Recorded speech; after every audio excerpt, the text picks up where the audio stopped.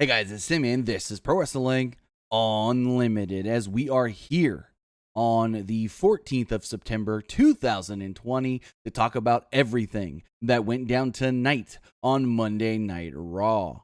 Sorry about that little hiccup there at the start. I changed some stuff around. Hopefully my microphone sounds better now than it has recently. But I changed some stuff around and it messed up the audio settings and my recorder and whatnot. But we're good now. We're good to go.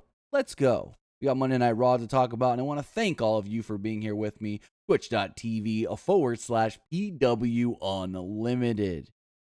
Remember, we're here every Monday, Wednesday, Friday, sometimes on the weekend, sometimes Tuesday if SmackDown's on Tuesday, Thursday if NXT or USA or AEW's on Thursday. We're here all the time on Twitch. If you miss any of these shows on Twitch, though, you can always check them back over on our website or on our YouTube, youtube.com/Pro Wrestling Unlimited. And remember, if you are here live on Twitch, you can support us a couple of different ways. Of course, you can hit that follow button. That always helps. But you can also subscribe or donate bits. If you want to subscribe, you can subscribe a couple of different ways as well, either with a tiered subscription or you can subscribe with Amazon Prime, because if you have Amazon Prime, then you have Prime Gaming. And if you have Prime Gaming, that gives you one free subscription to any Twitch channel that you want to subscribe to throughout the month. And we would greatly appreciate it if that one subscription was given to us here at Pro Wrestling Unlimited.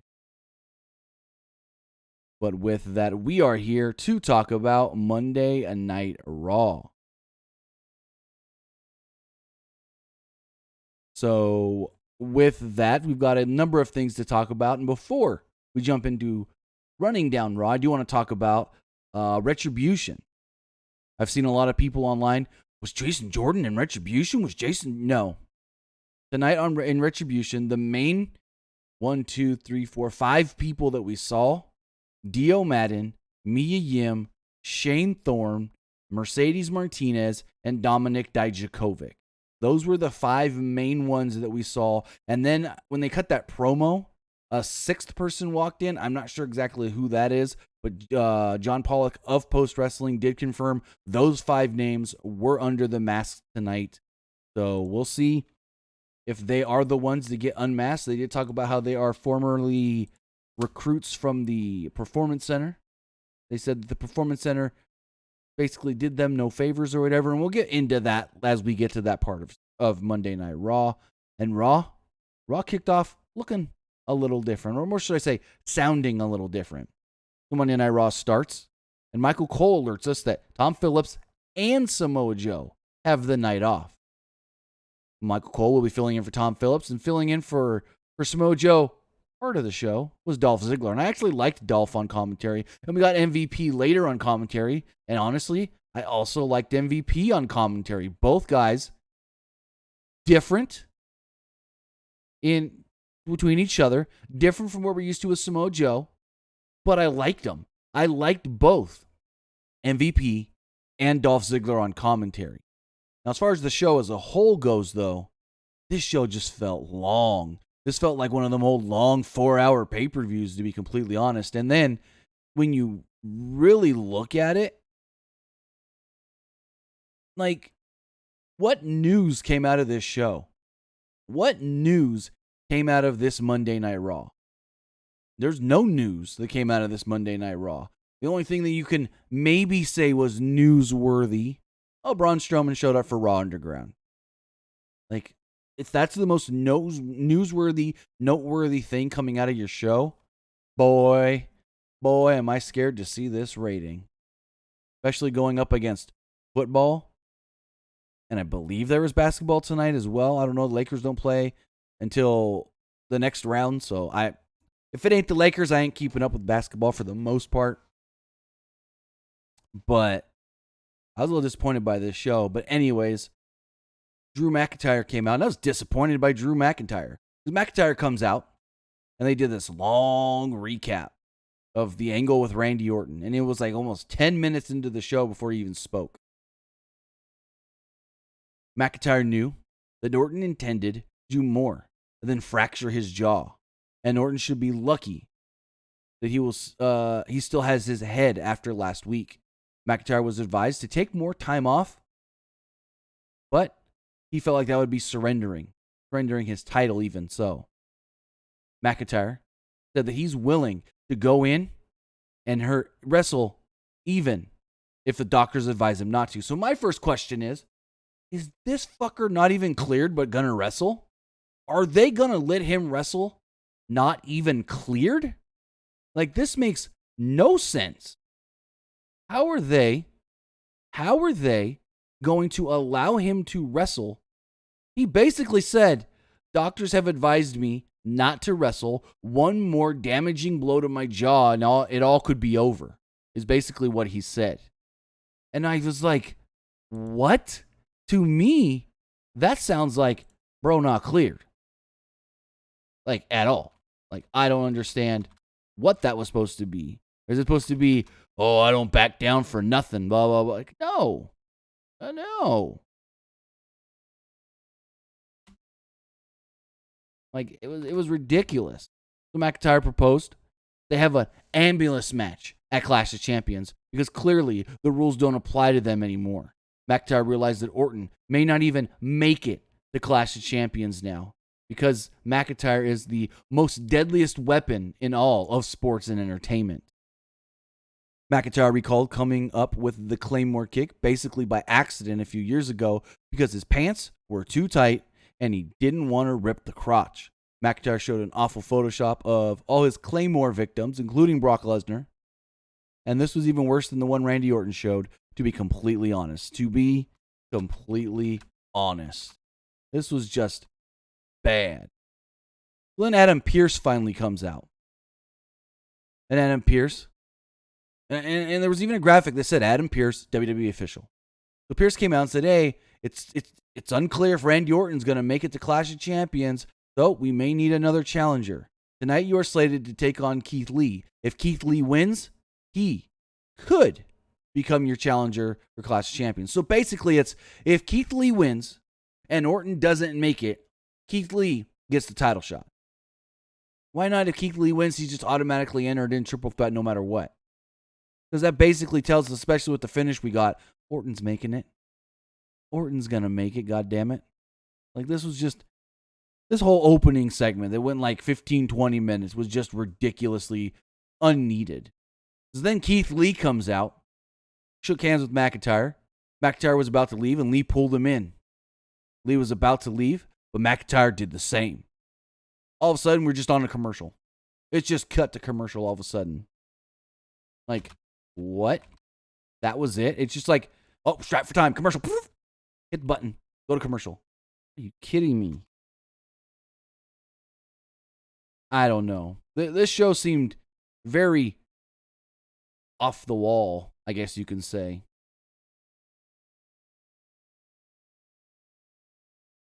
So going forward, we had the Raw Tag Team Champions, the Street Profits, taking on the SmackDown Tag Team Champions, Cesaro and Shinsuke Nakamura. Match went about 9 to 10 minutes.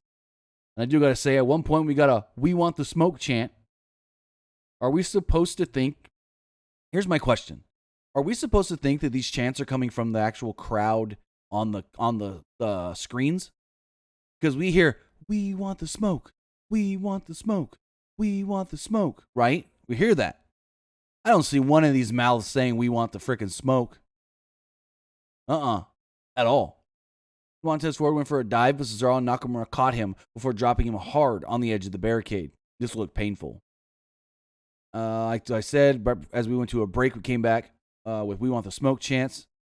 Angelo Dawkins tagged in and hit Nakamura with a clothesline, spinning back elbow, and a T-bone suplex for a 2. Cole noted that Dawkins has lost a lot of weight, and because of that, he's actually gotten faster. Nakamura came back with a sliding German suplex, but Dawkins caught him with a spine buster. Ford went for a frog splash, but Nakamura got his knees up, which led to a 2.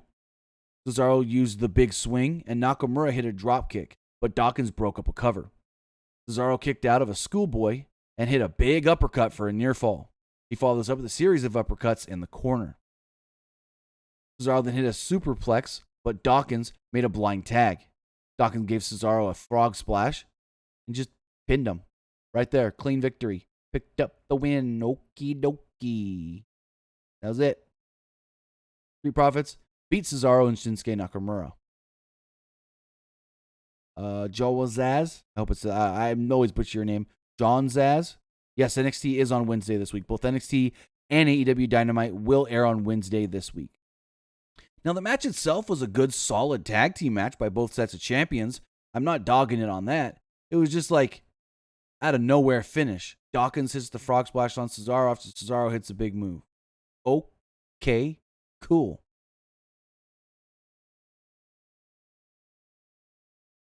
So in the back, Lana spoke with Garza. Lana thought it was crazy that Mickie James was getting the title shot when it should have been Natalya.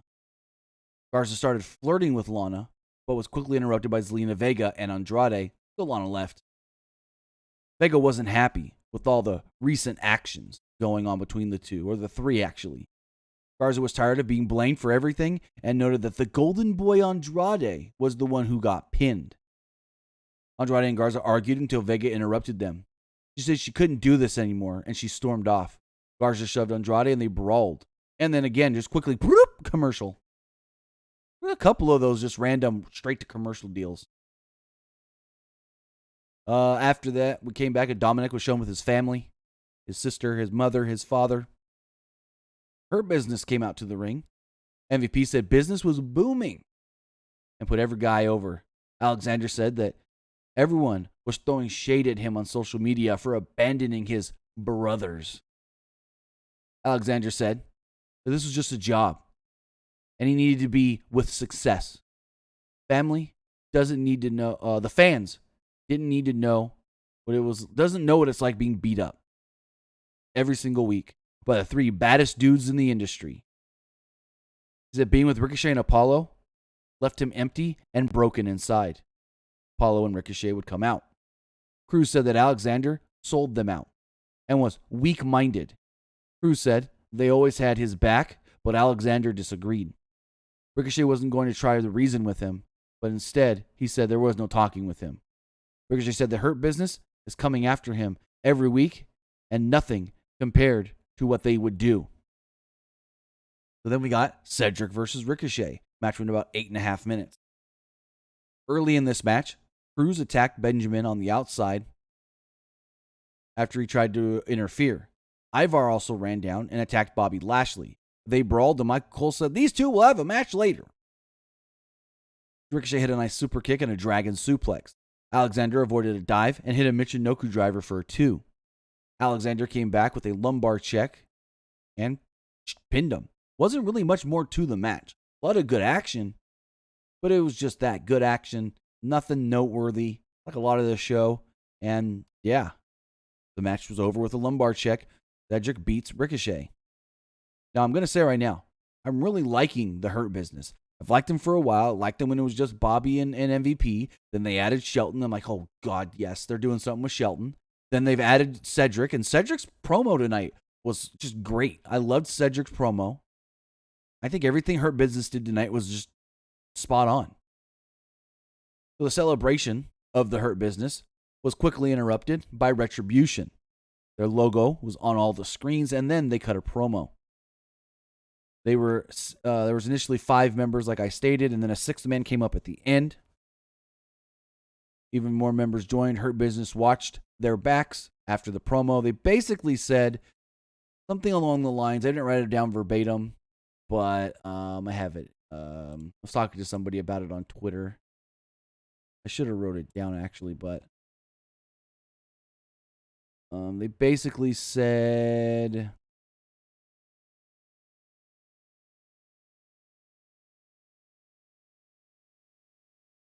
oh, where was it? I lost the quote. They said the Performance Center got them nowhere. And now they're out for Retribution. Again, it was confirmed that it was Mia Yim, Mercedes Martinez, Dio Madden. Who was the other names? Hold on, let me pull that back up.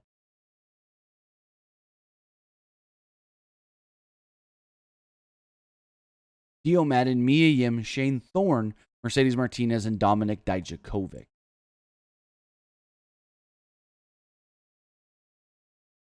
Sarah Shriver would interview Mickie James. James did the whole, I love pro wrestling. It's been a long time since I got a shot at the title. The stakes are never higher than now. And this may be my last shot at the title, so I need to go out there and I need to make sure that I give it my all. That normal, I don't know if we'll ever get another shot again, and I love what I do, rah-rah kind of promo. It was fine. She delivered it very well. Adam Pearce then yelled at security. He was approached by the Hurt Business and said, hey, you got boys doing a man's job. How about we take care of Retribution? And Pearce goes, well, I want to say thank you for volunteering. And he goes, whoa, volunteering? Send you an invoice or something like that. Or he said, we'll send you a bill. I thought that was pretty funny. Next up, we got Mickie James versus Asuka. And, if you look at their last match from NXT TakeOver Toronto, that match was amazing. That match was phenomenal. That match was great. This match, not so much. He seemed out of place a couple of times, and then I don't know what the finish was. So James was in control early, and Asuka took over with a knee and got a 2 off of it. Asuka missed a hip attack, and James caught her with a mitt kick, but Asuka fell to the outside, and they went to break. James used a Hurricane Rana out of the corner, but Asuka followed with a hip attack. James came back with a flapjack and used a Thez press off the turnbuckle for a 2. They exchanged strikes, which Asuka got the better of after hitting a spinning back fist. Asuka followed this up with some yes kicks, and James blocked a Shining Wizard into a single-legged Boston Crab that she couldn't even get in barely. Like, she got the Boston Crab in, and then she just sat there. She didn't, go up and wrench it like we see. I don't know what happened, but Mickie just was not the normal Mickie. I don't know if something happened and she was just going with the flow. But even Dolph on commentary was like, Mickie ain't going to get nowhere with that Boston Crab if she doesn't actually, cinch it in and pull back. Like, Dolph was criticizing her during the match. James then tried a, already said that, Boston Crab, kind of roll up. James followed this up with a Mick kick, which barely hit. Well, actually, it looked like it missed. And Michael Cole said, well, you barely got that one. And Asuka got to the ropes off of 2 pin attempt. They showed a replay of James' Mick kick from before the break when she actually hit it, trying to get us to forget about the one she missed. Asuka then applied the Asuka lock, and James did the whole float over thing. Looked like she was trying to float over into a pin like we've seen with Kairi Sane due to the Karafuda clutch and so forth. But then she doesn't really float over right. Mickey's on her stomach, face first down into the mat. And then the ref just stops the match and says Mickie submitted. The referee or the announcers are very confused by this. Mickie gets up, looks very confused by this. I don't know what happened. It was very weird. Everybody was just confused, and it basically seemed like Mickie was trying to get out of the move, and then someone came over the headset and said, ref, just end the match. Mickie loses. Ring the bell. It was just very strange, and I have no clue what happened here. And hopefully we find out by morning, but it's just like, what was this finish? A match that was an okay at best match with this finish? Oh, no. Oh, no. People are turning that TV off, switching their channels. And then another thing that probably made them switch their channel, Zelina Vega would come out and confront Asuka, basically stating that she wanted a shot at the championship. But as Vega is challenging Asuka, I noticed that the referee was checking on Mickie James at ringside. So I don't know if maybe Mickie got hurt because she tried to do that float over, right? And I don't know if maybe when she did the little flip back, she did it wrong and hurt herself, and that's why they stopped the match. But the referee was checking on Mickie on the outside as we were getting the whole Zelina Vega Asuka stuff going on in the ring. So that was very weird. Zelina Vega claimed that Asuka was just handed the title, one of the best this industry has in Becky Lynch. Asuka basically laughed in her face. Zelina Vega says that she has just done nothing well as a champion.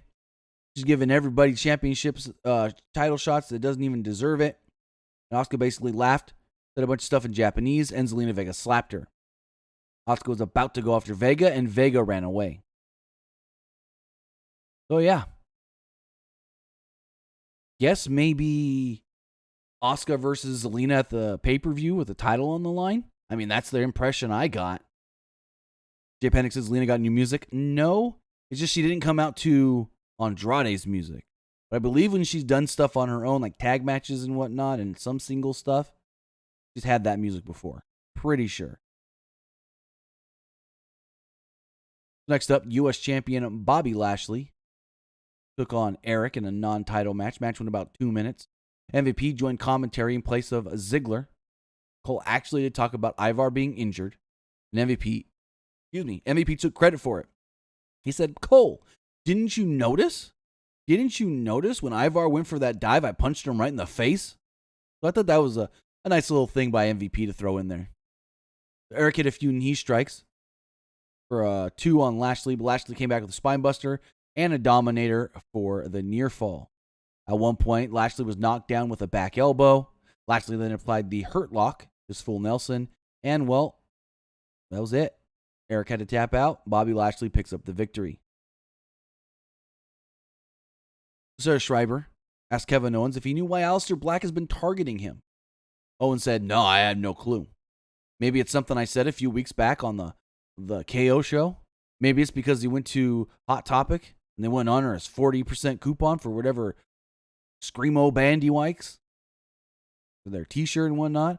Or maybe because he sat in a dark room for over a year and a half asking for someone to fight him and nobody would. Owens says he doesn't care why. All he cared about was how he can inflict enough pain and punishment from Black to run back to his little hiding spot. He wanted Black to learn what happens when you pick a fight with him. He told Schreiber that he wasn't worried because, quote, I'm Kevin Owens. After Owens left and walked off, Alistair Black appeared, smirked, and Owens cut a good promo here. I liked it. I thought he was really good. Braun Strowman would approach Shane McMahon outside the Raw Underground room. The brand split my ass.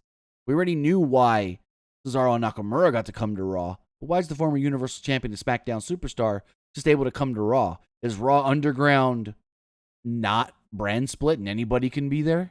I don't know. He would warn Shane not to step in his way, and his path of destruction would be seen tonight. He wants Shane's best fighters. Shane let him in and was very excited. Byron Saxton was beside himself trying to figure out why Strowman was here. Cole said anyone can show up for Raw Underground. Yeah, I guess. So a disheveled or sheepish Murphy approached Seth Rollins backstage in the locker room. Rollins was happy to see him at first. Murphy said he was ashamed as far as what has happened with him and the Mysterios, and especially what happened last week. Rollins understood and said it's all part of the process. Rollins said the steel cage match was the perfect opportunity to send a lesson. Rollins had an important role for Murphy. Murphy said he was ready for this. Rollins then smacked him, grabbed his face, pushed him up against the lockers and said, you stay back here. You don't come out there. You do not come out of ringside for this match. Am I understood? Murphy said, yes, sir.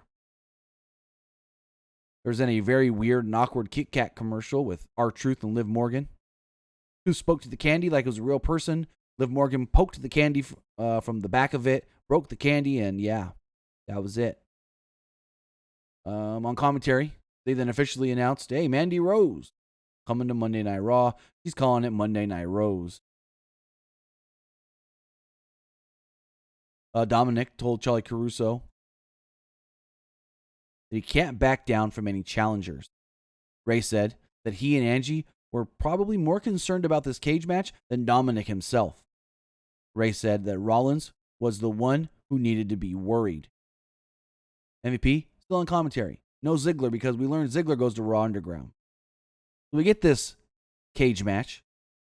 It's Seth versus Dominic. It goes about 12 minutes, and I thought the match was actually really good. Best thing on the whole show. Dominic had his mom, Angie, his dad, Ray, and his sister Aaliyah at ringside. Rollins stopped Dominic from escaping the cage a few times early on. Dominic then came back with a DDT for a 2. Murphy appeared and handed Rollins a kendo stick. Rollins used it to attack Dominic. Ray seemed concerned, but didn't immediately go after Murphy. Actually, didn't really go after him at all. They abruptly, then another one of those whoop, whoop, commercials. Out of nowhere, just random. Just boom, right in the middle of action. When he came back, Rollins rubbed Dominic's face against the cage, but Dominic fought back and tossed him into the side of the cage. Mysterio handed Dominic a kendo stick, and he used it on Rollins. Dominic repeatedly tossed Rollins into the cage before hitting a spine buster for a 2. Rollins tried throwing him into the cage, but Dominic held on and started climbing. Rollins went up after him and crotched him on the top rope. Dominic swept the leg out from under Rollins, and he crotched the top rope as well. Dominic then crawled towards the door as Ray was encouraging him. Ray then grabbed the arm of Dominic and started pulling him out the door as MVP said, "Whoa, hey, Ray's cheating." And so Murphy would run up, grab Ray, and throw him into the barricade. Murphy then thought Dominic was still trying to get out of the cage door, so he slammed the cage door shut, not realizing that Seth had overtaken Dominic and was trying to get out of the cage door, so Murphy hit Seth with the door. Murphy then tried to climb the cage, but Dominic knocked him off. Dominic gave Rollins a frog splash and only got a 2 off of it. Dominic tried crawling out, but Rollins caught him and hit him with a big superplex basically off the top of the cage and then into a Falcon Arrow for a near fall. Dominic tried a schoolboy as Seth was taunting the Mysterios. Rollins then hit 2 curb stomps on Dominic and pinned him to win the match. I thought this was a really good match.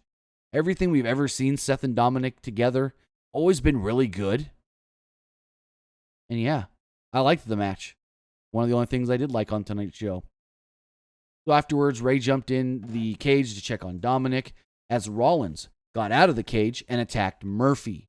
He swung the door in Murphy's face and said, "Hey, you like how that feels?" Rollins then left, and he told Angie that he hopes that she does a better job than him. Speaking of Aaliyah maybe being a better wrestler than Dominic. So Angie and Aaliyah go to get in the cage. Angie gets in the cage to check on Dominic, but before Aaliyah goes and gets in the cage, she stops on the bottom step of the ring steps and checks on Murphy briefly, which is very interesting. Wonder what that's going to lead to. He literally crouches down, caresses the arm of Murphy. I don't know if she said anything to him. I don't believe she did. And then she kind of was like, "Oh," and got in the cage with the rest of her family. Ray then started yelling for a medic, and we went to Raw Underground. We get to Raw Underground, and Ziggler quickly submitted some random guy. I don't even know who it was. Riddick Moss then fought Ziggler next. As they fought, Strowman charged in and knocked them both down. Ziggler tried fighting back, but Strowman took him down again. Ty Caruso then interviewed McIntyre. He hoped that Lee would do everything he could to win this title. He knew that Lee was annoyed that he interfered in his matches previously with Randy Orton. And, well, Randy left him laying with an RKO. So, basically, Drew says, now, I don't know if those RKOs would have actually beat Keith Lee, but we would never know, because he was laid out before I ran in. Keith Lee would then interrupt. He told McIntyre that he didn't want him dragging his name and his reputation around like this. Lee recalled beating Orton the one time McIntyre didn't interfere at Payback. Lee then thought that McIntyre was worried about him and him being a possible challenger. McIntyre said, "I'm not worried," and Lee said that he should be. Lee was about to touch that title, and McIntyre smacked him, or smacked his hand away. Basically gave this like a warning. Lee wouldn't move his hand, so McIntyre punched him in the face. Lee tackled him, which led to a brawl, and eventually officials broke it up, and we go to Raw Underground. Strowman took on some guy before knocking down Moss again. Titus O'Neil, who begged to get in here, jumped in, and they said, "Oh, the big man took down the big man." Talk about Titus taking down Strowman, but literally, Titus went after Strowman, and both kind of just slipped and fell down. Shane then had an official step in as Strowman was beating the crap out of Titus. We then have Kevin Owens versus Alistair Black. I actually didn't get a time for this one. Black attacked Owens from behind to start the match. They went to a break pretty quickly. When they returned, Owens was fine, even though it looked like he was knocked out before. And Black began targeting the leg. Black applied a knee bar. And Owens really sold this knee bar a couple times like he was going to tap. Like 2 or 3 times I'm like, he's going to tap. And then he got to the rope break. Owens came back with a super kick before falling back down. Owens couldn't stand, so Black got ready for a black mass. However, there was a distraction. The lights flickered. Owens then gave him a stunner and picked up the pinfall victory off of it. Retribution strikes again with the whole lights flickering thing. And Kevin Owens musters up just enough offense to defeat Alistair Black. MVP wondered if somebody was going to do something about all these damn lights, and Cole goes, wait, didn't you guys offer to help? Why don't you guys help with Retribution? Lee, in the back, found McIntyre again, and the two just kept on brawling until Pierce finally broke it up. Bruce then threatened to basically just cancel the entire WWE title match altogether at Clash of Champions if these two can't condone their action. Not the right word there. Can't quit fighting, I'll just say. I porky pigged it right there. I know there's a bigger word that he said, but deep, I can't remember. I think Pierce should have made a rule. No outside interference in this match, and no touching each other, or no touching anybody. No Orton, no Lee, no Drew until the pay-per-view. But he didn't. We then get a 1.5 minute at most tag team match. It was the Riot Squad against Natty and Lana. Nia Jax and Shayna Baszler were on commentary. It was announced, which was actually announced earlier in the day, they would be defending their tag team titles at not Night of Champions anymore, Clash of Champions against the Riot Squad. The Ruby and Liv won. Morgan gave Lana a modified code breaker, and Ruby followed it up with the Riot kick. Again, match went maybe 90 seconds at most. After the match, Baszler grabbed Natalya and chucked her into the ring post. Jax then gave Lana a Samoan drop through the table, and the Riot Squad looked very, very scared and concerned at the top of the ramp watching this all go down. Raw Underground again. Strowman took out some dude before he was challenged again by Riddick Moss. Strowman immediately knocked him down with the right hand, and Ziggler jumped in with a chop to the back of the knee. They double teamed on Strowman. Strowman then beat them both down. Dabba-Kato would get in and step to Braun Strowman. Shane got excited, but said, no, we're going to see this next week. Well, I'm not sure if this fight is going to actually happen next week on Raw Underground, but that's the impression that they gave. The Shane didn't want this match to just happen now. He wants to give them time to prepare so they can fight each other next week. Then we go to our main event, non-title match, Drew McIntyre versus Keith Lee. And another fucking Keith Lee match with no real finish. Cole said that there would be an ambulance match in Clash of Champions for the title regardless of if it's Orton or Lee. And I'm like, really? Okay, cool. So Lee booted McIntyre in his injured jaw before knocking him out of the ring. And my first thought was, that's got to be it for Drew. Drew said one more nice shot to the jaw and I'm done. But it wasn't. It wasn't. Cole said Lee was in control 35 seconds into the match, and then we went to a break. Lee hit him again in the jaw, but McIntyre fought back and did an impressive belly-to-belly suplex, followed by a flying clothesline. Lee blocked a DDT, but McIntyre hit a spinebuster for a 2. Lee came back with the clothesline for a 2 again. They then fought on the turnbuckle, and Lee nailed a superplex off the second rope for a 2. After McIntyre slipped out of a spirit bomb attempt, they collided in a crossbody attempt. As they got to their feet, Retribution would appear. Like at least a dozen guys here. And this led to McIntyre and Keith Lee being attacked and causing, a no contest finish. Retribution beat up both guys before the Hurt Business was make their way down to the ring. They marched down to the ring and brawled with Retribution. The show ended with McIntyre and Keith Lee both doing dives to the outside. Keith Lee with his flip dive over the top, McIntyre with a dive as well, knocking down everybody at ringside. Keith Lee and McIntyre got to their feet barely. They looked at each other like, oh, fuck, man. And then the show just goes off the air. And that was Raw. A very lackluster show. I guess the only news thing wasn't just Strowman being there, but I guess that it's an ambulance match now for the WWE Championship. So the WWE title match, the Clash of Champions, is also an ambulance match, regardless if it's Drew versus Lee or Drew versus Orton. Okay. To be honest, I thought the show was okay at best, and if I had to give it a rating, I'll be generous and give it a 6 because I really like Seth versus Dominic in the cage. But with that, if you guys want to be part of tonight's show, you can do so by texting in to 510-906-1341. Again, that number is 510-906-1341. The number is in the live chat and rolling across the screen here periodically. Right there, right now. First text message says, 2 questions. 1, do you believe Raw should go just 2 hours and then 3 hours? Yes, 100%. And Raw is just too long, in my opinion. And what has Dominic ever done to Vince to have him get screwed by Rollins? I wouldn't say he was screwed by Rollins. What do you mean by screwed? Like, that's not the definition of screwed. He got beat by Rollins. But as we've seen, Dominic gets beat by Rollins and he does get that win back. We've already seen that. So maybe he's going to get that win back somehow. But 2-hour Raw would be a lot better. Versus says, do you think on SmackDown for Otis, Tucker, Miz, and Morrison storyline that either a Clash of Champions or Hell in a Cell, Otis versus Miz or Morrison, will happen with the stipulation whoever wins is Mr. Money in the Bank? There's a chance, but I don't know if Otis is that dumb to put his Money in the Bank title on the contract on the line.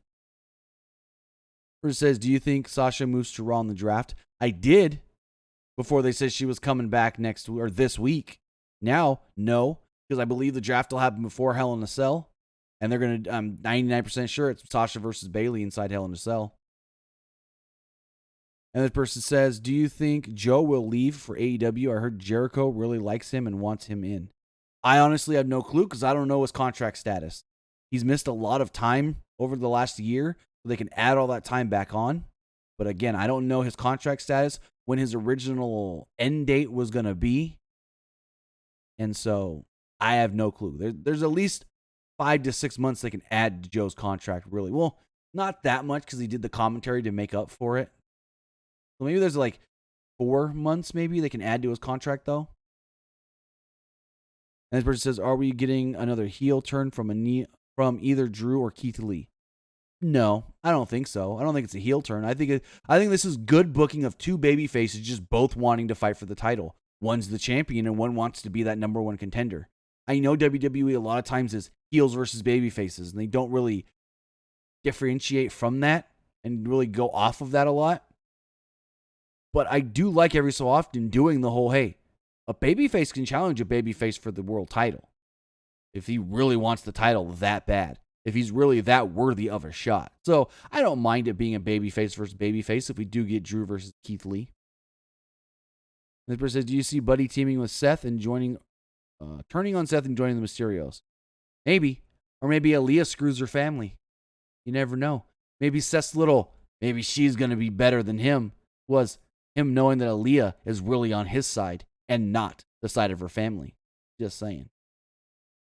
But with that, guys, that's going to do it for tonight's Monday Night Raw review. I want to say thank you for joining me here, twitch.tv/PWUnlimited. If you missed any part of this review, it will be up right here on Twitch as a video or on demand, and up just a little bit later on YouTube, youtube.com/Pro Wrestling Unlimited. You can also follow us on Facebook, facebook.com/Pro Wrestling ULTD. You can follow us on Instagram by searching for Pro Wrestling Unlimited, and follow us on Twitter at PWUnlimited. And of course, you can follow me at TimmyBuddy. So with that, guys, have a great night, and I will see you next time, possibly Wednesday, for the AEW NXT review. Have a good night, guys.